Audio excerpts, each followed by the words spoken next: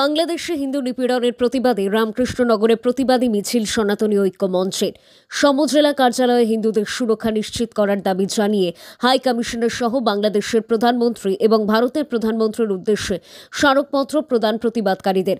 প্রতিবাদী ধর্নায় বিভিন্ন স্লোগান উত্তপ্ত হয়ে ওঠে রামকৃষ্ণনগর সমজেলা কার্যালয়।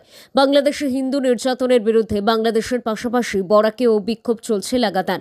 বাংলাদেশের ইস্কন মন্দিরের মহারাজা চিন্ময় কৃষ্ণ দাসের মুক্তির দাবিতে প্রতিদিনই বরাকের ৩ জেলায় বিভিন্ন দল ও সংগঠন সতর্কতার সঙ্গে আন্দোলন করছে। আর দিনকে দিন গরম মেজাজে ফুঁসে যাচ্ছেন সনাতনী ঐক্য মঞ্চের সদস্যরা। শ্রীভূমি জেলার সুতারাকান্দিতে ১ লক্ষ জনগণের বিক্ষোভ প্রদর্শনের পর এবার জেলায় জেলায় ঝড় উঠেছে প্রতিবাদের। সনাতনী ঐক্য মঞ্চ প্রতিটি জেলার বিভিন্ন প্রান্তে এর বিরোধিতা করে স্মারকপত্র তুলে দিচ্ছে এলাকার উচ্চ স্তরের সরকারি আধিকারিকদের হাতে।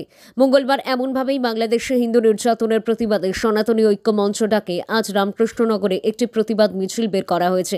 পরে তারা সবাই মিলে সমজেলা আয়ুক্ত কার্যালয়ের সম্মুখে ধর্নায় বসে। এদিনের বিশাল মিছিলটি রামকৃষ্ণনগরের প্রধান সড়কগুলো পরিক্রমা করে সমজেলা কার্যালয়ে পৌঁছায়। এই ধরনের প্রতিবাদ সমাবেশে রামকৃষ্ণনগরের অন্যান্য বিভিন্ন দল ও সংগঠন সহ সাধারণ মানুষ অংশ নেন।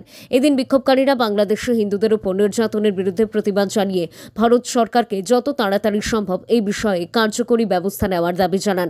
পাশাপাশি শীঘ্রই চিন্ময় প্রভুর মুক্তির দাবি জানিয়েছেন তারা, অন্যথায় এর বিরূপ প্রভাব পড়বে বলেও এক প্রকার হুঁশিয়ারি দিয়েছেন প্রতিবাদকারীরা। এই দাবিগুলিকে লিখিতভাবে সমজেলা কার্যালয়ে পৌঁছে অ্যাসিস্ট্যান্ট কমিশনার মনুষ বাংজাংয়ের হাতে তুলে দেন তারা। রামকৃষ্ণনগর থেকে শ্যামল আচার্যের রিপোর্ট, নিউজ অবিকল। আজকে আমরা রামকৃষ্ণনগর যে সনাতনী ঐক্য মঞ্চের রামকৃষ্ণনগর শাখার তরফ থাকিয়া আর রামকৃষ্ণনগর সমজেলা কার্যালয়ে ধর্ণা কার্যসূচি পালন করি।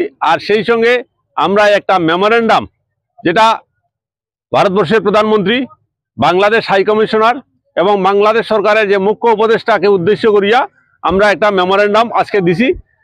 বিষয় হলো যে বাংলাদেশে যেভাবে হিন্দুদের উপর লাগাতার নির্যাতন চলে, আপনারা যারা সংবাদ জগতের সঙ্গে যুক্ত আছেন আপনারাও নিশ্চয় দেখছেন যে কিভাবে হিন্দুদের উপর অত্যাচার চলছে, বাড়িঘর লুটপাট চলছে, অগ্নিসংযোগ চলছে, সেই সঙ্গে মঠ মন্দির এগুলার উপরে আক্রমণ চলছে এবং জোর করিয়া ধর্মান্তরণের কাজ চলছে।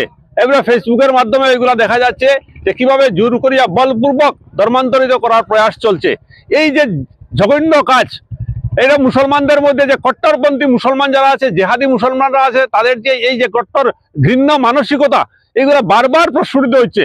আমরা দেখছি যে বাংলাদেশের যে বর্তমান পরিস্থিতি, এটা একটা জঘন্য, এটা একটা সভ্য সমাজে এটা কল্পনাও করা যায় না। এরকম একটা বর্বর আচরণ, এই আচরণে যাতে প্রতিহত করা যায়, এর লাগি আমরা আজকে এই ধর্ণা কর্মসূচি, এর মাধ্যমে আমরা পুরো বিশ্বের দরবারে আমরা এই বার্তাটা পৌঁছে দিতে চাই যে বাংলাদেশের যে এই জঘন্য কাজ চলছে, বর্বরোচিত কাজ চলছে, এই যে কট্টর মৌলবাদী মুসলমানরা যেভাবে কাজ করছে এইগুলা যাতে বন্ধ হয়।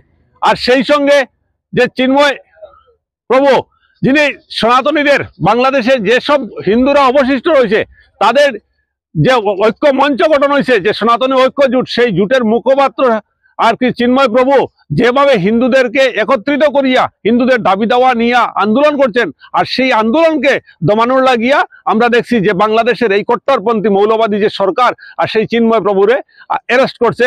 আর সবচেয়ে লজ্জার বিষয়, আমরা ভারতবর্ষে দেখছি যে ইয়াকুব মেমন বা আফজল গুরু, যারা ভারতবর্ষের সংবিধান আমরা সংসদ ভবনে আক্রমণ করছে, কিন্তু এরারও দেখা গেছে যে ভারতবর্ষ সরকারে কি করছে, সেই সব জায়গাতে তার যে আইনি প্রক্রিয়া, একজন মানুষের যে কোর্টে উঠার পরে যে তার বিচার প্রক্রিয়া এবং তার নিজের উকিল ধরিয়া সেই নিজের আত্মপক্ষ সমর্থন করার লাগে উকিল রাখিয়া সেই বিচার প্রক্রিয়া চলছে, তারপরে ইয়াকুব মেমন হোক বা আফজল গুরু হোক এদের শাস্তি হয়েছে। কিন্তু আজকে অত্যন্ত লজ্জার বিষয়, এটা একটা কলঙ্কিত বিষয় যে বাংলাদেশের মধ্যে কি দেখা গেছে যে এখানে চিন্ময় প্রভুর পক্ষে যেসব উকিলরা আর কোর্টে যায় তাদের উপর আক্রমণ চলে।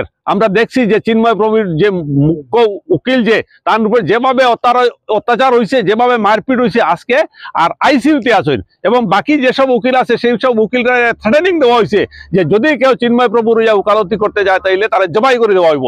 এই ধরনের একটা বর্বর জাতি, এটা কল্পনাও করা যায় না একটা সভ্য সমাজে। আজকের দিনে এই ১বিংশ শতাব্দীতে যেখানে মানুষ আর যাদের বাদের সেই সময়ে এরকম একটা অসভ্য আর এই যে নিকৃষ্ট মানসিকতা রাখা এই যে কট্টর মুসলমানদের আর আমরা সতর্ক করে দিতে চাই এইসব জিনিস যাতে এরা বন্ধ করে।